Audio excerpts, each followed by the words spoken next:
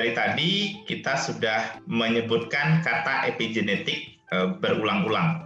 Nah, apa sih sebenarnya epigenetik tersebut? Epigenetik adalah variasi yang disebabkan oleh perbedaan ekspresi gen. Secara sederhana, pada skala mikro, epigenetik itu sebenarnya terjadi di dalam tubuh kita sendiri.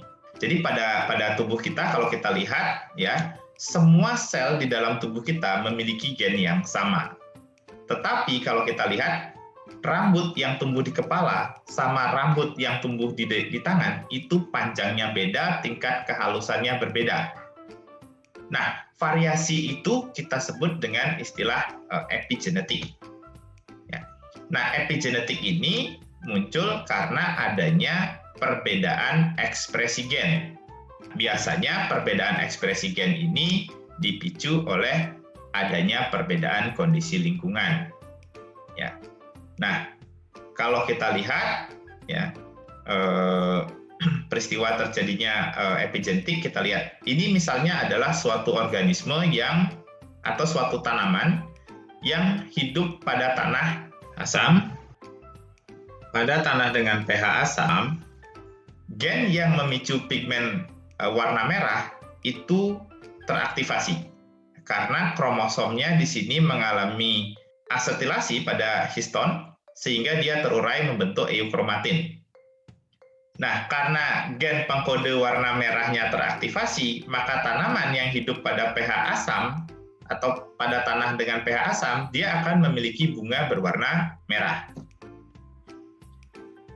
Sebaliknya, pada tanaman yang hidup pada lingkungan basa, kromosomnya memadat, membentuk struktur yang disebut dengan heterokromatin.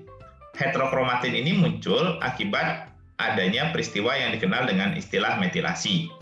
Metilasi ini akan menyebabkan gen itu tidak aktif, sehingga tanaman yang hidup pada tanah yang basah itu akan memiliki bunga yang berwarna ungu misalnya.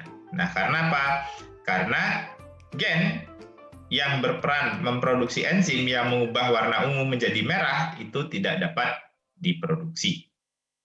Karena epigenetik disebabkan oleh perubahan ekspresi gen yang dipicu oleh kondisi lingkungan, maka variasi somaklonal yang terbentuk akibat adanya epigenetik, dia akan bisa kembali memiliki fenotip yang sama dengan tanaman normal apabila kemudian ditumbuhkan pada lingkungan yang sesuai.